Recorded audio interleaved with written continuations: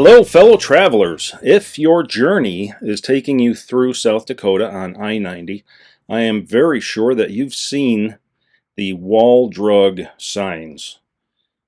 At exit 110 is Wall, South Dakota, and for 250 to 300 miles in either direction, you've seen the wall drug signs. So get off at exit 110, go to Wall Drug, grab yourself your free cup of ice water and ice cream. They have a really cool town there, and we very highly recommend that you stop and check it out. Now, where we're going here, this is called the Wall. It's just outside the Badlands National Park. If you keep going past the entrance to the BLM land, this is the first entrance. There's two.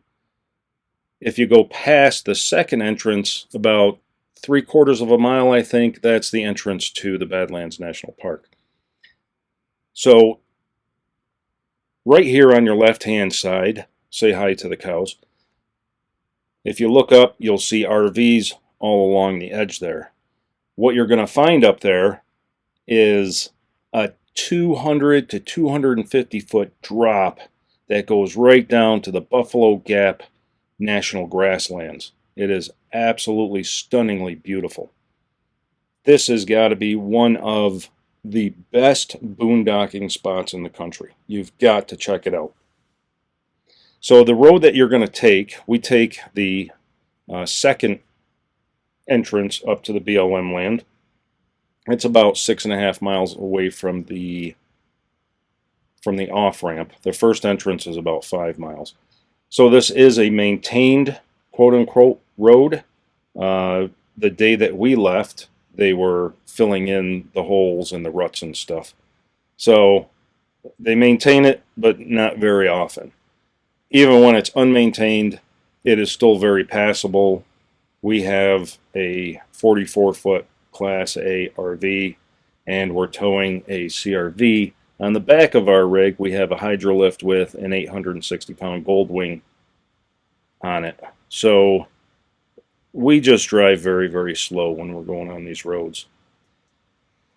And like I just put down there, if it's wet, do not drive on the road. It's muddy, sticky, clay, clumpy, it's just stuff that you don't want to be in. I mean, unless you have an emergency and you have to leave. It dries out very quick. We had a couple of rainstorms come through, and it dried out. Geez, by noon it was dry.